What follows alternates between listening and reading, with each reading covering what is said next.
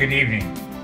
I would like to say something to everyone that's going to watch this and tell you that from the bottom of my heart, I want it to be good for you. I don't want to miss anything, and I know I will. I want to make everybody happy. And I'd like you to remember good memories. I'd like to remember to you everything that was good in my life so that you can keep it. My grandmother always sang. She even sang after she had a stroke. In one song she taught me all the World War I songs. It was, oh, how I hate to get up in the morning. Oh, how I love to remain in bed. For the hardest blow of all is to hear the bugle call. You gotta get up, you gotta get up, you gotta get up in the morning. One day I'm going to murder the bugler. Someday you're going to find him dead. And I'll amputate his reveille, step behind the heavily, and spend the rest of my life in bed. Folks, I was born August 27th, 1929. And when I was 6 years old, I came down with rheumatic fever. And in those days, we didn't have penicillin or Salvadrons. The only thing they would prescribe is rest. And I spent 6 months in bed. I didn't walk for a year. And I can remember to this day, my knees aching, my heart pounding. And believe you me, that impressed upon me. I don't like to be sick. I don't like to be laid up. Not at all. It really bugs me. But during that period of time, we reached the day when I could finally take the first 13 steps. And my grandmother and aunt and uncle, my mom and dad were there. And they were going to let me get out of bed, and they were going to help me take 13 steps. Which I did. But the thing they didn't know, I snuck in 13 steps before that. And then it was out to my grandfather's farm. I was crawling around on my hands and knees when I was 6 years old. And a neighbor girl, they'd come up and get milk for my grandfather, she and her mom. And she'd pull me around on her wagon. Her name's Katie Prindle. She was a classmate of mine in school. And this last Christmas, I gave her a little wagon to remember the days that she pulled me around. And I thought that was pretty good. I started working full-time on my grandfather's farm when I was 10 years old. And driving horses on a horse fork rope, gathering eggs, doing everything that you could do. From 6 in the morning till 7 at night, 6 days a week. Every week when we go downtown on Saturday night, remember, this was the Depression, my grandfather would give me a dime. And I could go down to an ice cream store and I would have a huge 3 or 4 dip ice cream sundae for 10 cents. And that was good times. And at the end of the summer, he paid me $15 for July and August and half of June. I took that money and I went to a men's store in Auburn and I bought a fine suit of men's clothes. And my pants were knickers. And I got a picture of that today. And then in addition to that, it cost me $13. I had 8 quarters left. I bought 8 Christmas presents. 2 were Jello bowls. And those Jello bowls, up until I gave them away a year ago, I gave to my grandmother and my aunt, and they passed on and they came back to me. But they were wonderful days working on the farm. I loved it. There's nothing more exciting than going to the field as a young man with 2 big, strong horses, or 3 or 4. You had your hands full, and if you didn't do it right, you were in a mess of trouble. I had 3 horses that I worked with, Barney, Charlie, and Prince. Prince, when we got him, it had bad feet, and you couldn't get him to pick up his hoof, so you could trim him. But after a few months, we'd walk in the stall, and I'd just slap his foot up and say, Prince, give me your foot, and he'll pick it right up for me. And that was because we were good for him. When we clipped him in the spring, we found that somebody had used a wire whip on him. And he became a great friend. He'd always winning or something like that and show his kindness. And then the other one, Barney, he was kind of man shy. You go in the stall and he'd start to crowd you.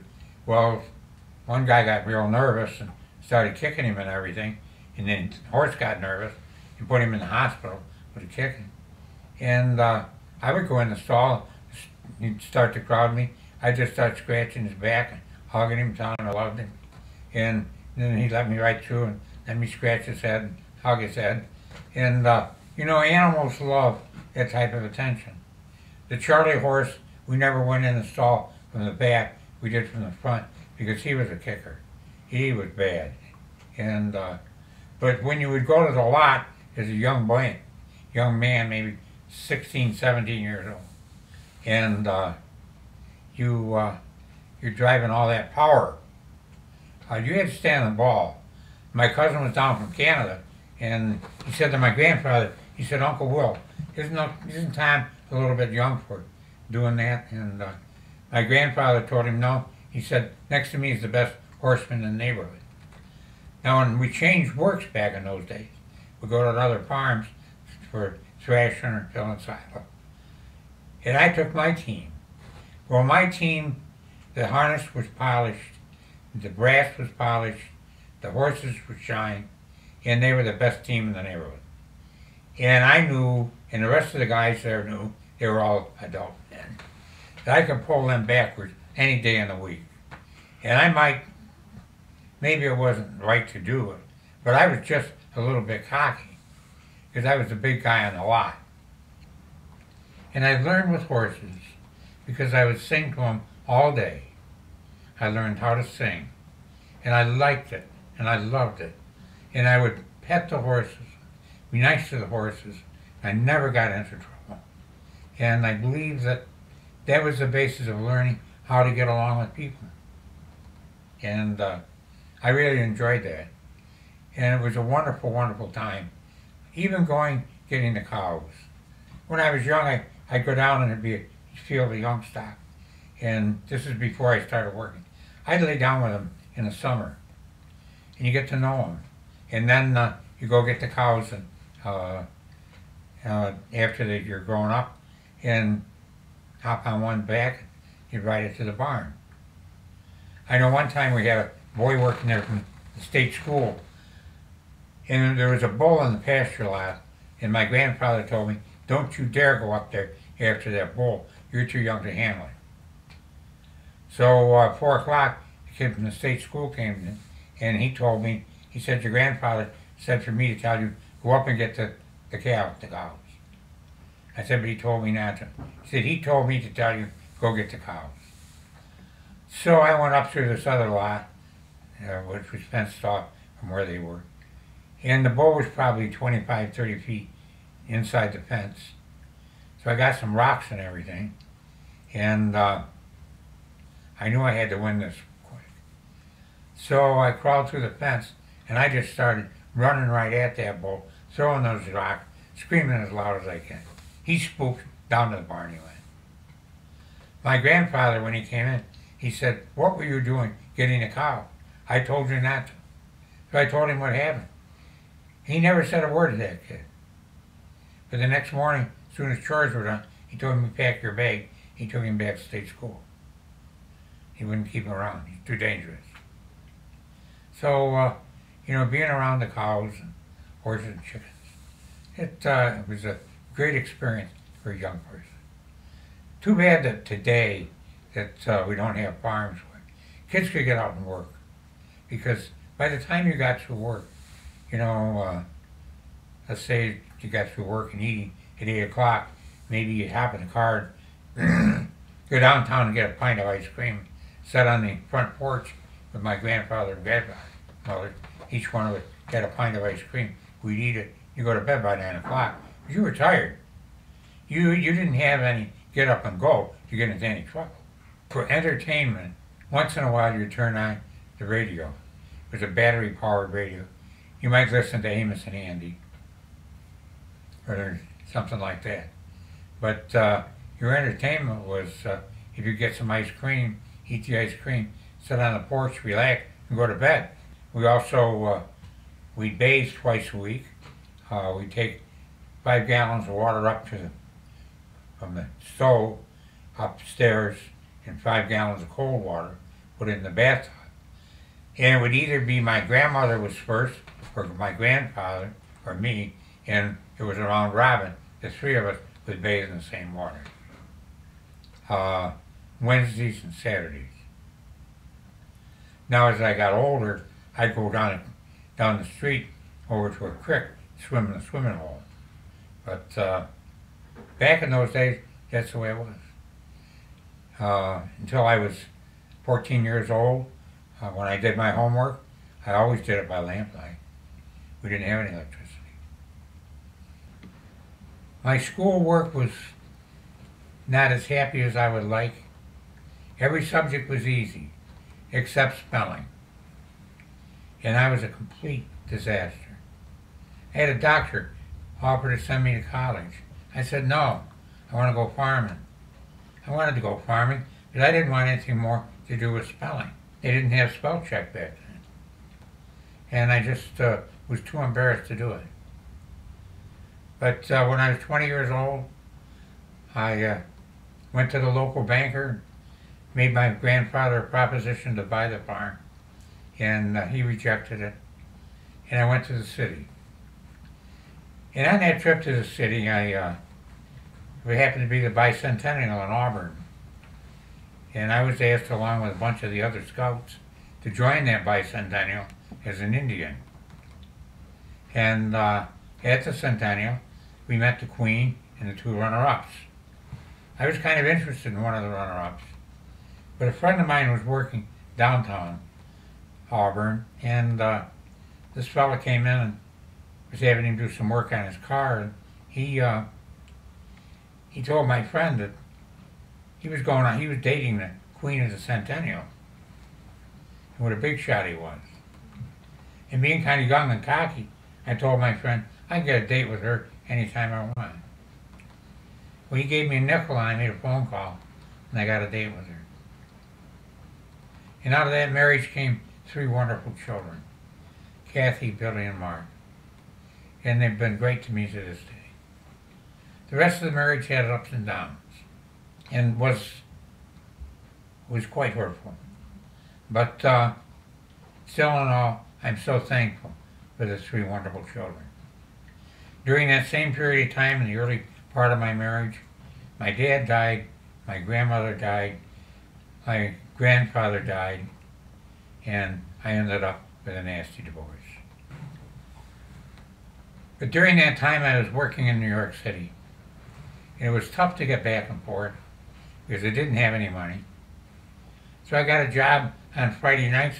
I'd drive tractor trailer all night to Auburn, and then I'd drive it back on Sundays. And that made it possible for me to get to see my kids, because otherwise I didn't have the money to get back and forth and do it.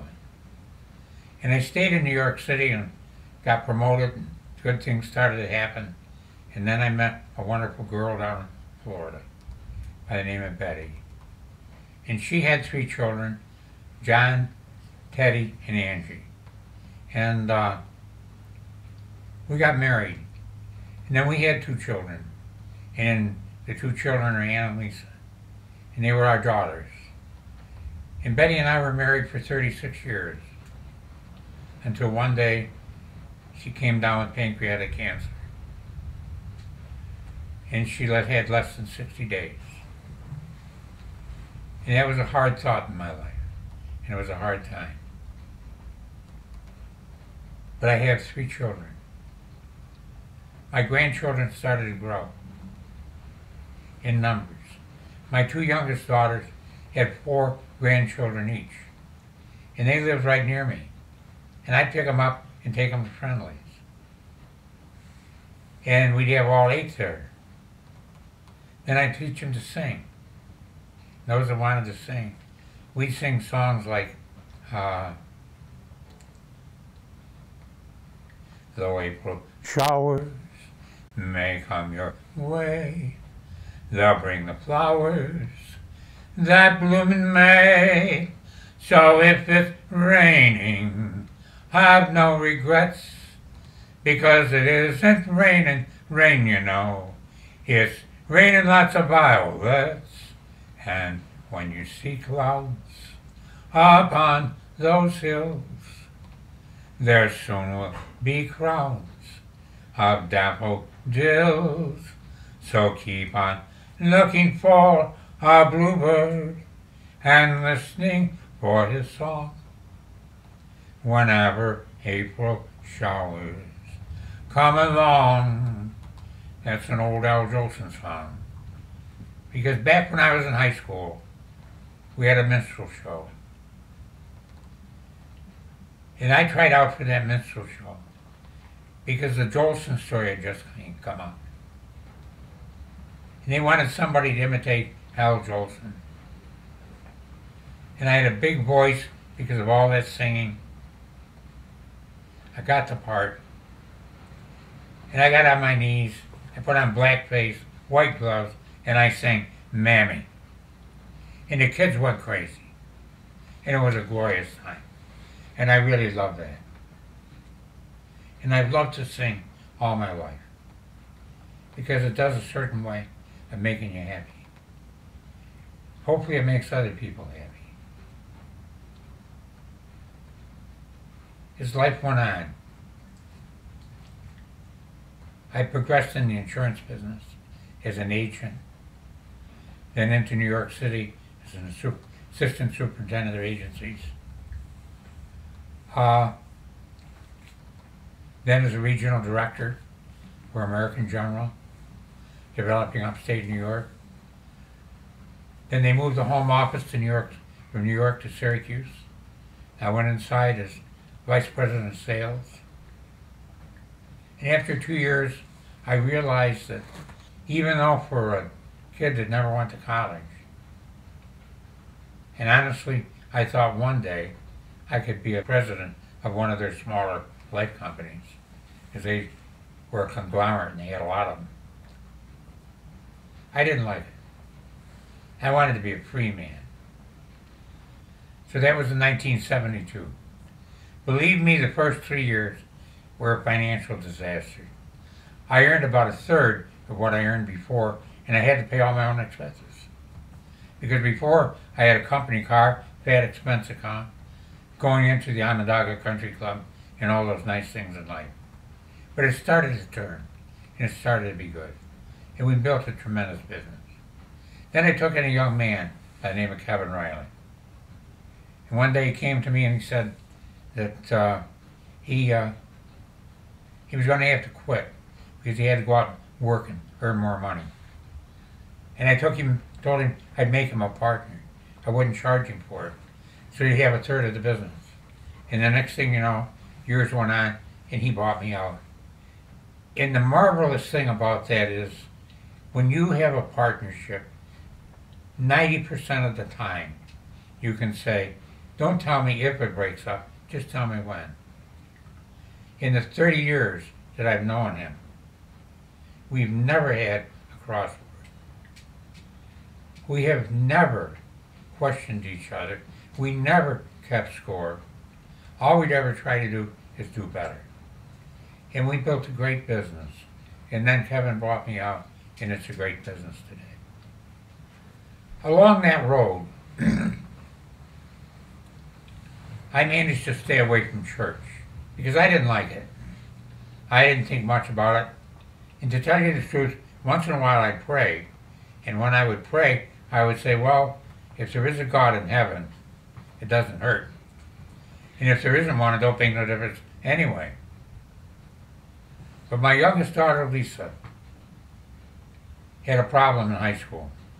And she had a problem with her eye muscles focusing, so she could read right. So we had to put her through visual field training. And then she went to summer school. And I picked her up the night after she got through with her exams at summer school. And I said, Lisa, how did you do? She said, oh, Daddy, I was so scared my knees were knocking. I went down to my game room that night, and so help me, I didn't drink, I didn't smoke, I didn't do anything. And for the first time in my life, I prayed for that girl. And I prayed, dear Lord, let her pass. And it was passion, because I didn't want my little girl to get hurt. And in an instant, I knew she passed both exams.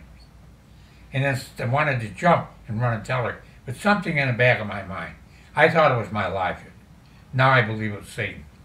Said to me, if you do it and you're wrong, you'll destroy her, which was very logical. And I heard a voice 8 feet away on the other side of the room tell me that if you don't do it, it'll never happen again. And I flew to the stairs. I called, we were home alone. I had Lisa, she came running down the stairs. And I said, honey, you passed both exams. She said, how do you know? I said, I know.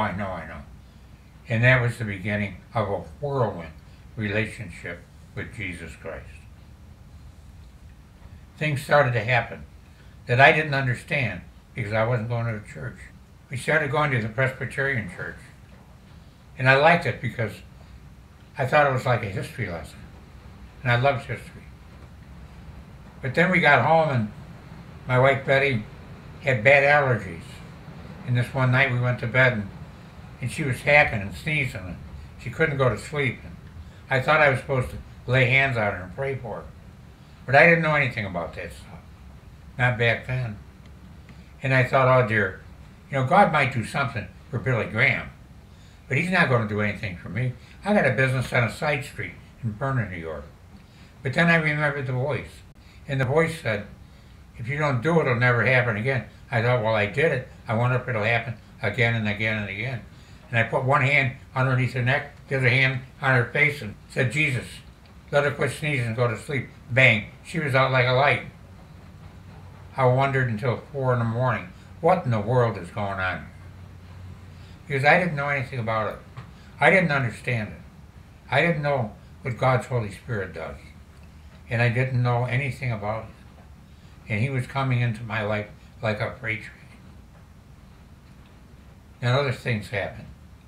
And I got to the point where I thought maybe I was losing my marbles. But one new client came in my office, Bob Ferguson, and he asked me to go to a full gospel breakfast with him. And I didn't know anything about full gospel.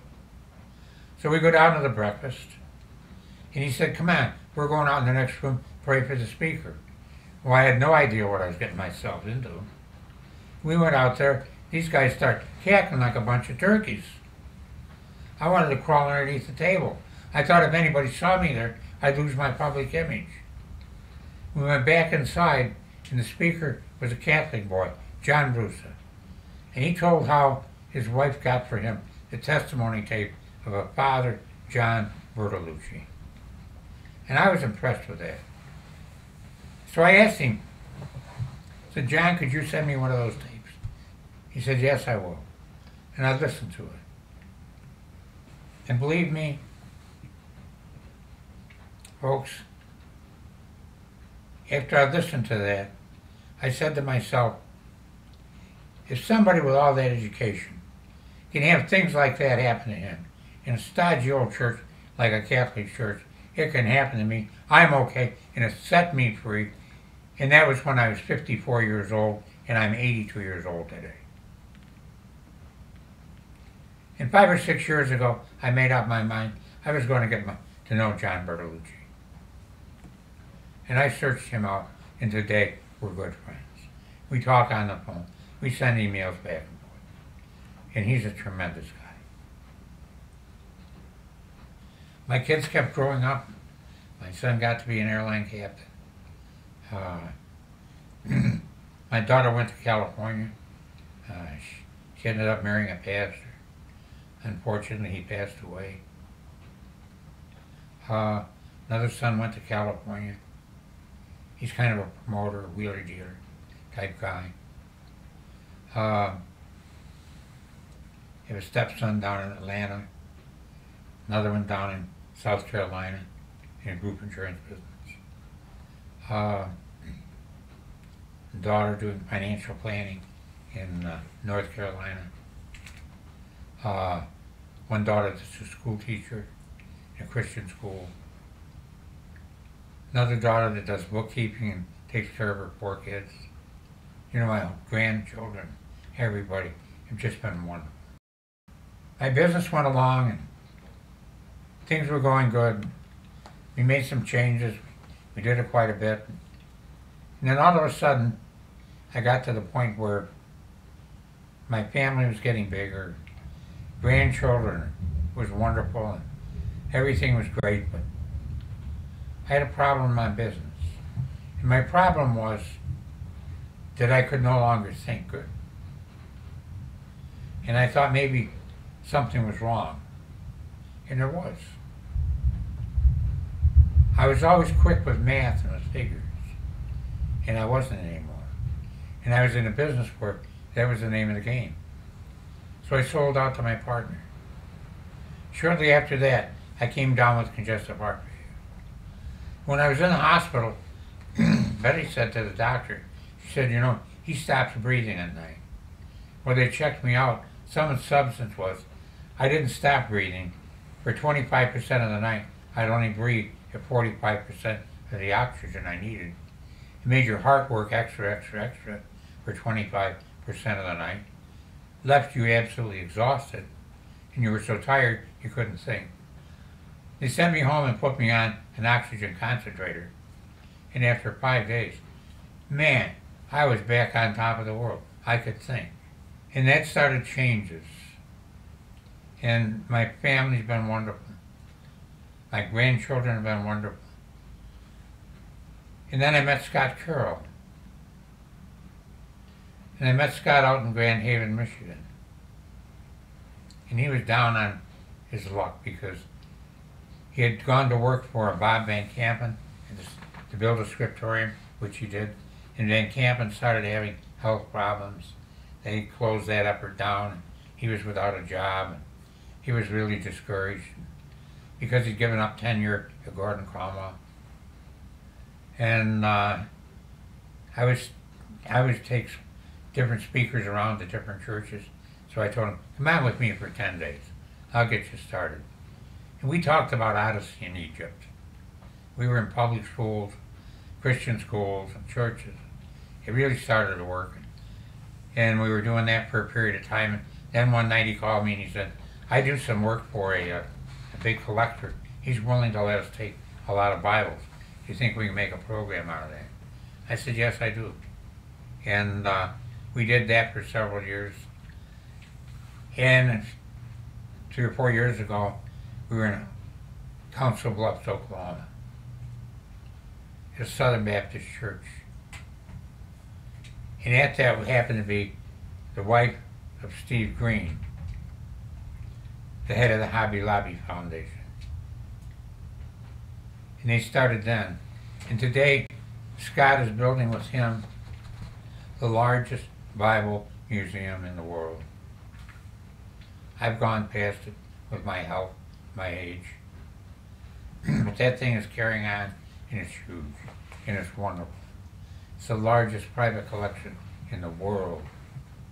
And I was part of having the opportunity and the privilege of getting that started. Going back a few years, we did our securities trades over in Boston. And one of the principals of the firm, Steve Putnam, called me and said his commanding officer was getting out of the service in Vietnam and he wanted to get into the financial planning business. Could he come over for a couple of weeks? And he did.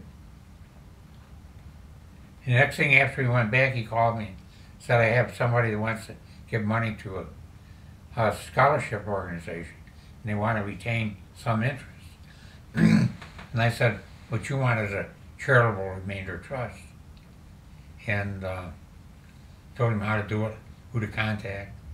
That went together. I got invited to the board meeting of Dollars for Scholars over in Hartford, Connecticut. I met some wonderful people. I came back and talked to myself about it. I said, you know, we could do that here in Bern. So I called the president and the vice president, asked them if they'd come over, that I would hold a good meeting. And I invited many of my clients. And we had a meeting at Dibble's. And because I knew they were the type of people that wouldn't come out for chicken or hamburger, we had a 50-man non-luncheon.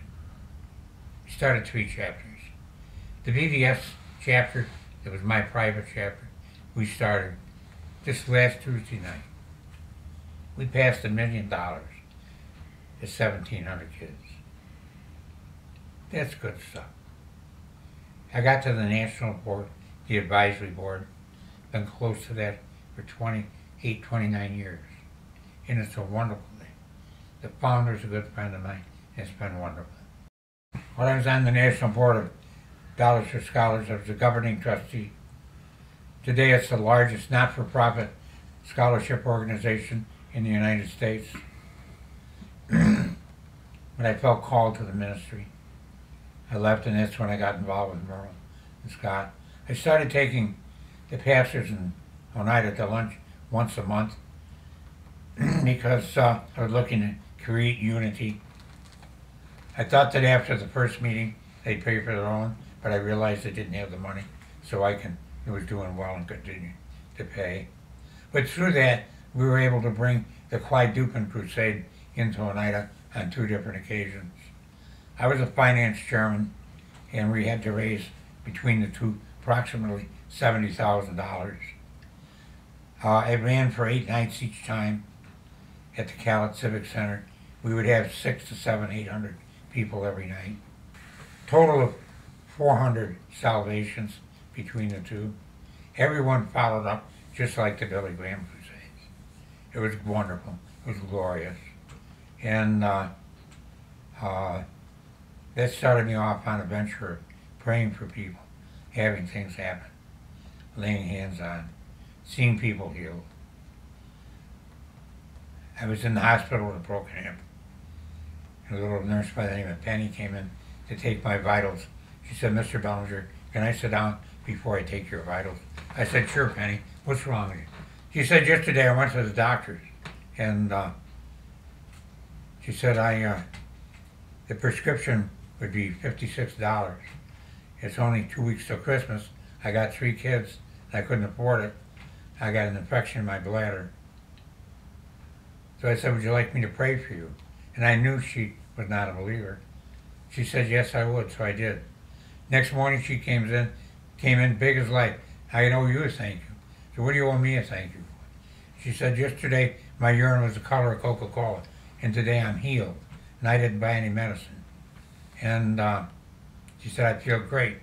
And I said, "Well, Penny, I couldn't heal a flea of a headache. All I can do is ask God to touch you. But God in heaven chose to touch you.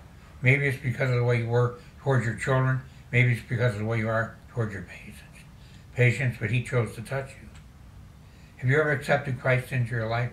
She said, "No, I haven't." I said, "Would you like to right now?" She said, "Yes, I would." And she did. And I saw her here on the street a couple of years ago. I said, "Penny, do you remember that day that we had that special day in the hospital up there a few years ago?"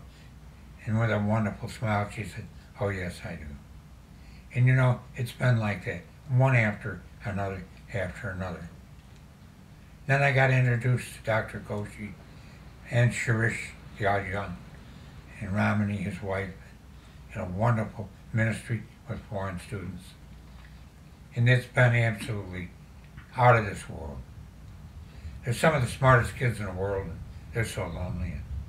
There's Bemi Akin Hoyolo and Barry Akin Hoyolo, Philip Ustu, Samson, Orkia,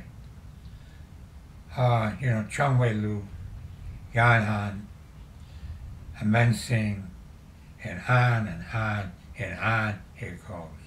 And what wonderful, wonderful people, and how much we enjoy being up there. You know, Dorothy and I go up there. You know, my wife Betty died, and shortly after she died, I married Dorothy, and we've had a great life ever since. We go up there, and every time we leave those kids, she'll say, "You know, what a wonderful young person they are. What wonderful people they are." And they love a phone call. And so it's been giving to them, seeing their lives grow and having good things happen. And it really pumps you up, and it really makes you feel that this life has been somewhat worthwhile. I don't know if any of this makes any sense to you. I don't know if I've said anything that has made you other than happy. I'm sorry. But I just pray that each one of you that have listened to this know that I love each of you. Everyone is special. You know, Rosalind White was my nurse. When I had an infection in my heart, she used to come into my room. And she always lifted me up. I asked her one night, I said, you know, what's your status? Well, she said she was born in British Guiana. Her grandparents were from India. She married an American. He died. She was all alone. And I said, well, somebody as cute as you are, you got to have guys knocking on your door all the time. She said, I do, but they're all heathens. I don't want nothing to do with them. And I'm lonely. Well, I thought about that, and one night a few weeks later, about a year later, 6 months, something like that, I called her and told her I really feel sorry for you. And I'll make you an offer. I was willing to enter into a covenant with you, that you can be my daughter or my granddaughter. She elected to be my daughter. Then I found out about her. Her grandmother and grandfather were indentured slaves to the British. They came to this country from India. After they got their debt worked off, he worked. Her mother and father lived in a thatched hut with dirt floor and dirt sidewalls. When they got married, her father was ambitious. He built a big ranch, horses, cattle, 60 acres of rice, big ranch house. He and his wife had 12 children. But in addition to that man felt the best place for his money was to take care of the kids in that country that had no place to go. And he raised 30 children in addition to his own. God bless them. What a wonderful story. What a wonderful family. And he treated them all the same. 42 children. Rosalind told me that she never sat down at the table, but what there was at least 30 people at the table. Can you imagine that? Can you imagine that? What a wonderful, wonderful couple that must have been. And then Bemi from Nigeria, a scientist in Barrie. They tell me they keep Dorothy and my picture on their living room coffee table. And people come in and say, who's that? And Barrie will tell them, that's my mom and dad. You know, and Chung Wei Lu, he wants to earn enough money so that he can bring his Chinese mother and father over here to meet his American mother and father. Because you befriended people when they were lonely. You can do that too. You can have a life. You can have a ministry. You can do some wonderful things. So what do we have to be happy? Well, my grandfather always told me that money will not buy happiness. But at least if you got a lot of it, you can choose your own misery. So what do we have to be happy? I think if you have an honest and decent and loving wife, you have wonderful children, you don't need the biggest house in the world. You need a decent job so that you can make a living. I chose to become a free man. I didn't want another company telling me what to do. So if you want to be free and be on your own. But you don't need the pie in the sky. You don't need the Cadillacs. You don't need the 5,000 square foot home. You don't need all of that. You need a happy wife, happy children, and you get that by paying attention to them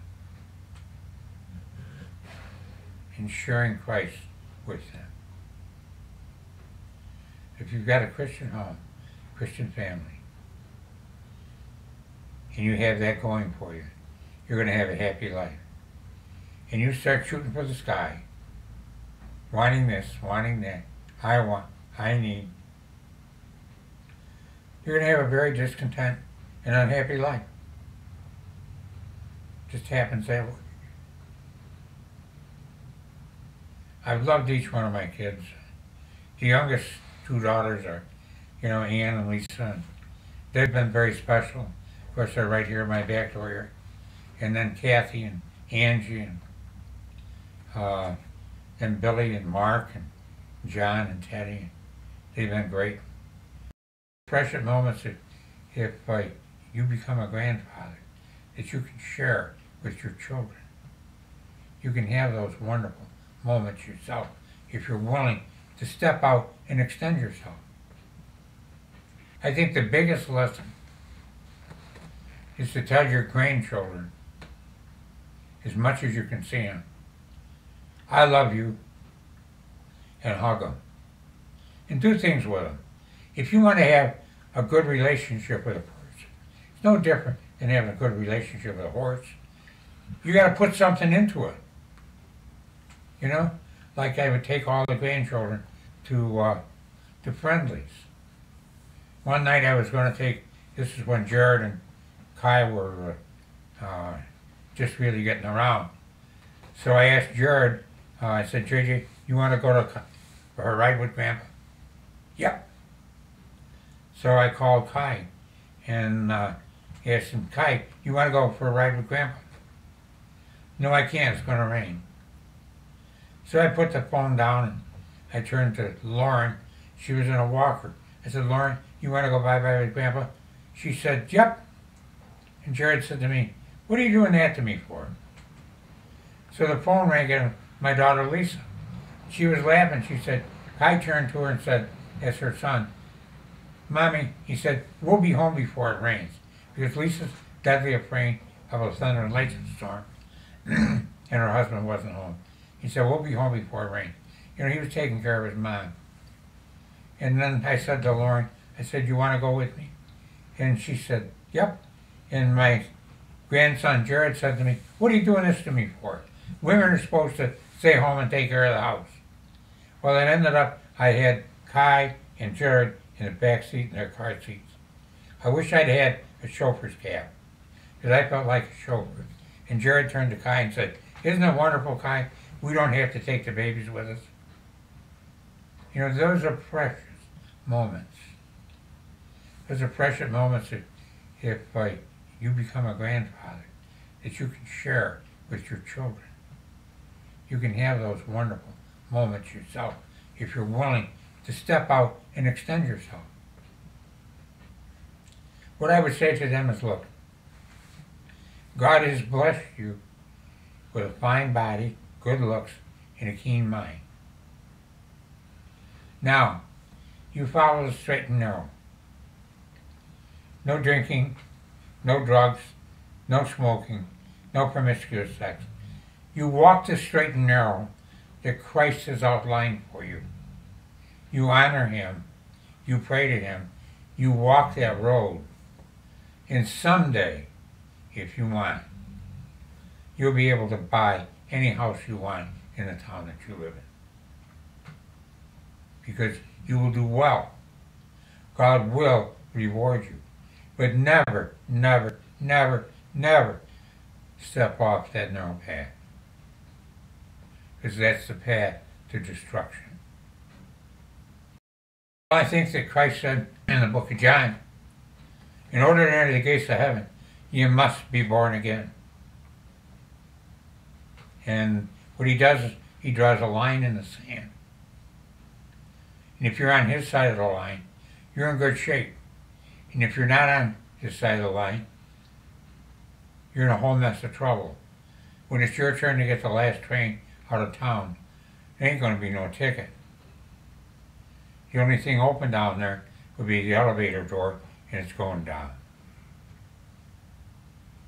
He also calls for you to be a witness here on earth.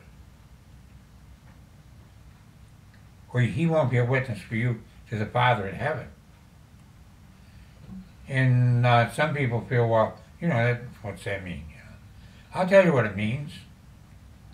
If you're going to apply for the most important job in your life, and that's a position in eternity, and you don't have a letter of recommendation, you're not going to get the job.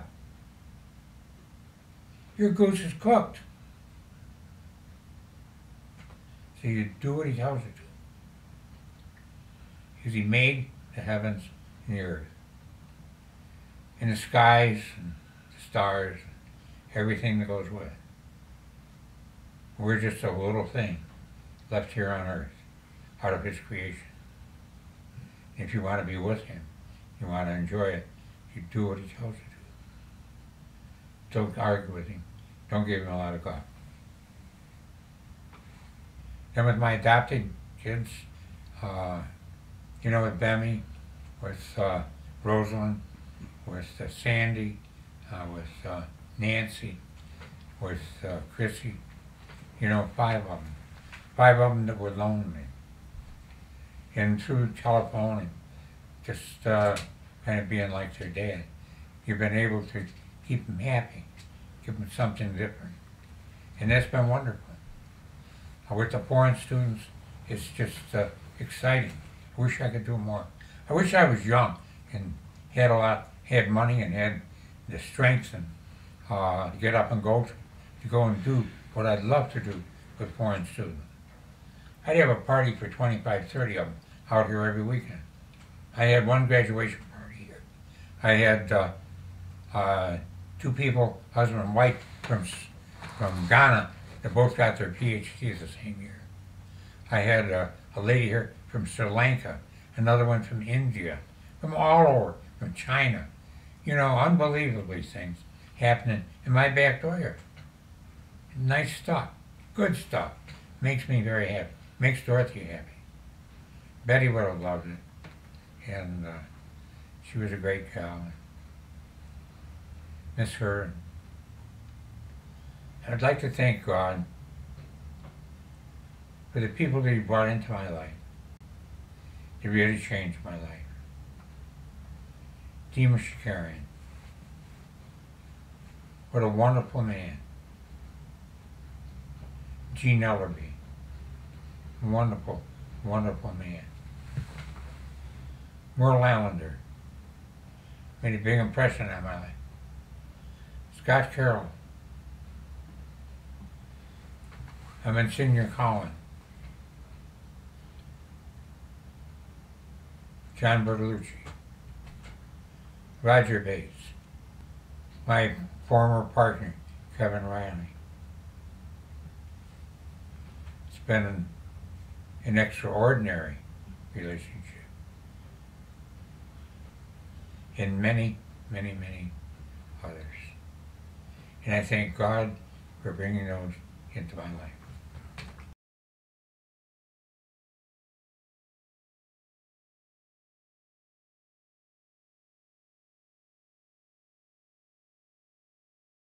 I never in my life thought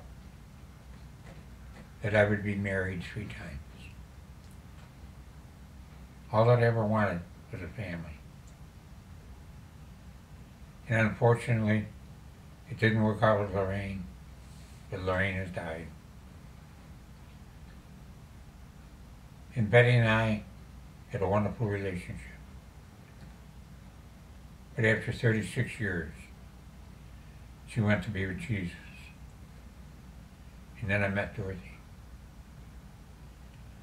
And if it wasn't for Dorothy now, in my condition now, I would be in one terrible, terrible shape. She's been wonderful to me. She helps me extraordinary. And I appreciate it. So Father God, if you'd please take into consideration all those that I've mentioned. The wonderful foreign students, the adopted students, my stepchildren, my grandchildren, my own children, all my friends. Bless them all, Father. Take good care of them, Father. In your precious, precious name I pray. Amen. I think right now I'd like to close. I'm getting a little bit tired. And you know, I know a lot of ragtime stuff like that, but the song that means the most is not ragtime, it's not Joseph, it's not Irish. It's Our Father, which art in heaven, hallowed be thy name. Thy kingdom come, thy will be done on earth as it is in heaven. Give us this day our daily bread, and forgive us our debts as we forgive our debtors. And lead us not into temptation, but deliver us from evil. For thine is the kingdom, and the power, and the glory, forever and ever and ever. Amen. For thine is the kingdom, and the power, and the glory, forever and ever and ever. Amen. You know, it's been a good life. I thank you.